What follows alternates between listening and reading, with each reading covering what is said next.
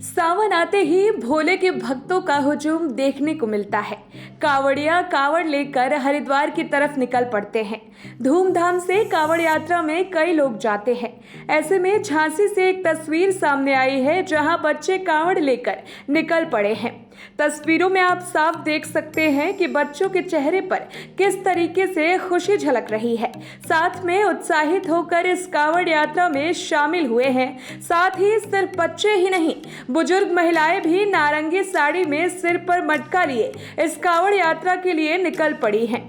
कांवड़ यात्रा के शुरू में बच्चे दिख रहे हैं, उसके बाद पीछे भारी संख्या में कई कांवड़िया आगे की ओर बढ़ते चले जा रहे हैं।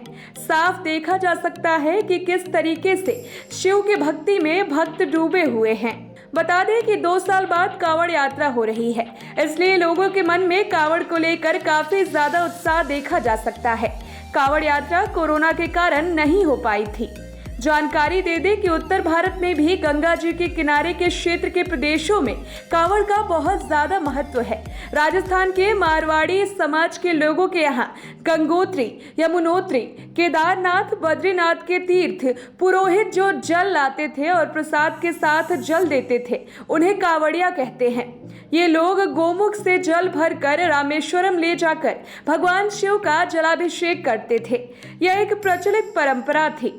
लगभग 6 महीने की पैदल यात्रा करके वहां पहुंचा जाता था। इसका पौराणिक और सामाजिक दोनों महत्व है। इससे एक तो हिमालय से लेकर दक्षिण तक संपूर्ण देश की संस्कृति में भगवान का संदेश जाता था।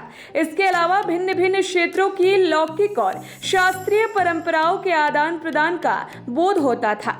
लेकिन अब इस परंपरा में परिवर्तन आ गया है। अब लोग गंगा जी अथवा मुख्य तीर्थों के पास से बहने वाली जल धाराओं से जल भरकर श्रावण मास में भगवान का जलाभिषेक करते हैं।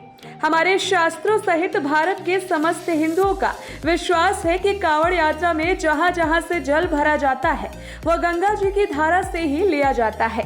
कांवड़ के माध्यम से जल चढ़ाने से मन्नत के साथ साथ चारों पुरुषार्थों की प्राप्ति होती है।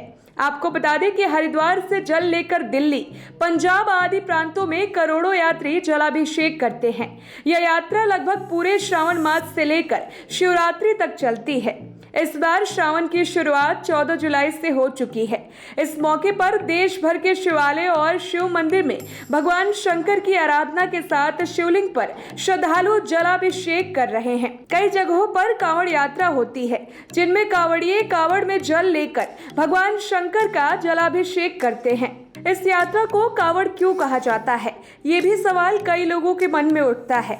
तो बता दें कि क्योंकि इस कांवड़ यात्रा में आने वाले श्रद्धालु चूंकि बांस की लकड़ी पर दोनों ओर टिकी हुई टोकरियों के साथ पहुंचते हैं और इन्हीं टोकरियों में गंगाजल लेकर लौटते हैं। इस कांवड़ को लगातार यात्रा के दौरान अपने कंधे पर रखकर यात्रा करते हैं, इसलिए इस यात्रा को कांवड़ यात्रा और यात्रियों को कांवड़िए कहा जाता है। पहले तो लोग नंगे पैर या फिर पैदल ही कांवड़ यात्रा करते थे, लेकिन अब नए जमाने के हिसाब से बाइक, ट्रक और दूसरे संसाधनों का भी इस्तेमाल करने लगे हैं। Special report, voice of Bharat.